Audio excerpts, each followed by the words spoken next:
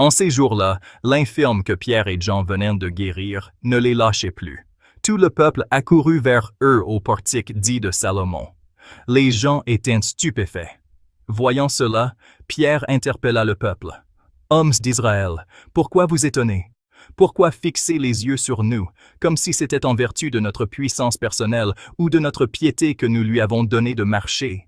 Le Dieu d'Abraham, d'Isaac et de Jacob, le Dieu de nos pères, a glorifié son serviteur Jésus, alors que vous l'aviez livré, vous l'aviez renié en présence de Pilate qui était décidé à le relâcher.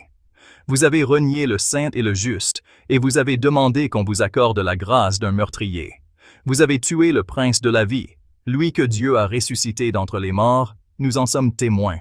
Tout repose sur la foi dans le nom de Jésus-Christ. C'est ce nom lui-même qui vient d'affermir cet homme que vous regardez et connaissez. Oui, la foi qui vient par Jésus l'a rétabli dans son intégrité physique, en votre présence à tous. D'ailleurs, frères, je sais bien que vous avez agi dans l'ignorance, vous et vos chefs.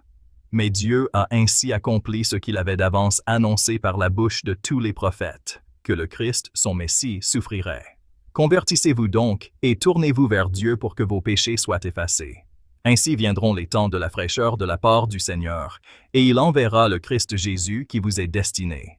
Il faut en effet que le ciel l'accueille jusqu'à l'époque où tout sera rétabli, comme Dieu l'avait dit par la bouche des saints, ceux d'autrefois, ses prophètes. Moïse a déclaré, « Le Seigneur votre Dieu suscitera pour vous, du milieu de vos frères, un prophète comme moi, vous l'écouterez en tout ce qu'il vous dira.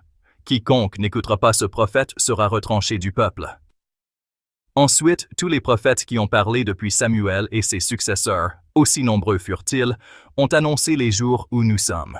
C'est vous qui êtes les fils des prophètes et de l'alliance que Dieu a conclue avec vos pères, quand il disait à Abraham, « En ta descendance seront bénies toutes les familles de la terre. » C'est pour vous d'abord que Dieu a suscité son serviteur, et il l'a envoyé vous bénir, pourvu que chacun de vous se détourne de sa méchanceté.